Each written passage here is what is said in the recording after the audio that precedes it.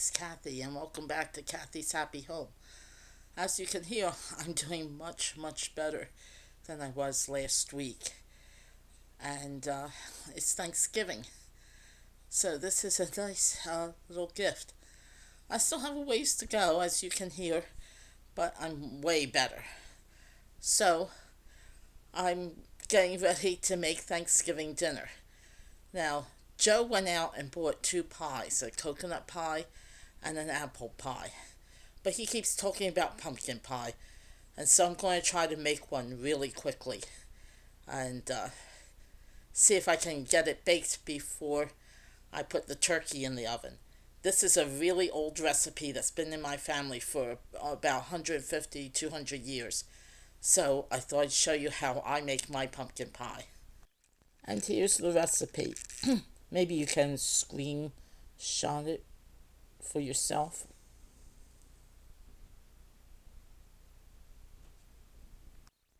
I have a can of pumpkin. Now, this is not pumpkin pie filling, this is pure pumpkin. And I'm going to open that up and put it in the. I've added 3 eggs and mixed them in. And this is a small can pumpkin. I usually use the large can. So, because this is only 15 ounces, I'm cutting the recipe in half. Now I'm going to grate a lemon rind and add it to the mixture. We're not looking for lemon juice here, just the grated rind of the lemon. And then you can use the rest of the lemon for another recipe or put it in your iced tea or whatever you need. I'm going to stir that in. And then the next thing is the sugar and the ginger. It's hard to tell how much you really need of these different ingredients because it's all a matter of taste. But I used a cup and a third of sugar and it seems to be perfect. And instead of 1.5 teaspoons of ginger, I used about 2 teaspoons of ginger. Now I get to add the milk. I added about a cup of milk, and you can see this is the consistency you want. And I tasted it and it is perfect. Just setting the oven for 400 degrees. It cooks in a hot oven.